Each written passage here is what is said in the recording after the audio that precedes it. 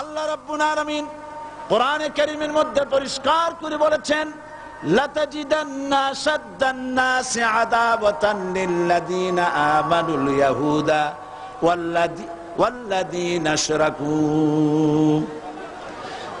আল্লাহ পাক বলছেন, হে রাসূল, মানুষের ভিতরে দুইটা শ্রেণী মুমিনদের জন্য সবথেকে জঘন্য দুশমন। কয়টা শ্রেণী? দুইটা। একটা হলো ইহুদ আর একটা হলো মুশরিক। একটা হলো ইহুদি আর একটা হলো মুশরিক।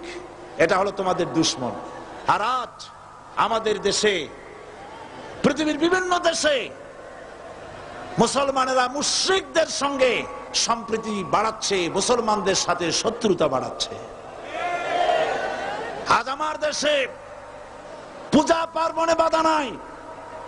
পূজা পার্বণে বাধা আছে? পূজা পার্বণে বাধা নাই। বাধা কোথায়? কোরআন শরীফের তাফসীর মাহফিলে। কোরআনের তাফসীরের মাহফিলে বাধা দেওয়া হচ্ছে। গান বাজনায় 144 ধারা নাই, কিন্তু কোরআন শরীফের মাহফিলে 144 ধারা দেওয়া হচ্ছে। যারা দিচ্ছে তারা আবার উমরাও করে, হজও করে। ওরা আমাদের বলে আমরা নাকি ধর্মের নামে রাজনীতি করি। বলে না? আমরা নাকি ধর্মের নামে রাজনীতি করি। আমি বলি, ধর্মের নামে আমরা রাজনীতি করি না, আমরা ধর্মীয় রাজনীতি করি। কথাটা বুঝে আসছে কিনা? ধর্মের নামে রাজনীতি তো সেই ব্যক্তি করে 1996 সনের নির্বাচনের আগে যিনি মাথায় পট্টি বেঁধেছিলেন, যিনি শপথ গ্রহণের সময় হাতে তসবিহ পড়েছিলেন। ধর্মের নামে রাজনীতি তিনি করেছেন। আজ অনেকগুলি ডিগ্রি পেয়েছেন তিনি, অনেকগুলি ডিগ্রি পেয়েছেন। কয়টা? মুখস্থ হয়ে গেছে আপনাদের।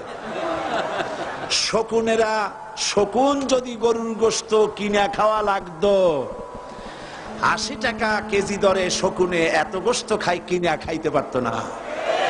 লেখাপড়া করে যদি ডিগ্রি নেওয়া লাগতো, এত ডিগ্রি কপালে জুটতো না। পয়সা দিয়া ম্যানেজ করা ডিগ্রি। কিন্তু 9টা নিলে কি হবে? আসল ডিগ্রিটা এখনো বাকি আছে।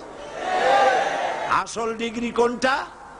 নির্বাচনের আগে পট্টি বেঁধে তসবিহ নিয়ে গোটা জাতিকে যে সফলভাবে প্রতারণা করতে আপনি পেরেছিলেন, মহাপ্রতারক হিসাবে সেই ডিগ্রি আগামী নির্বাচনের মোক্ষম সময় জনগণ আপনার গলায় পরায় দেবে।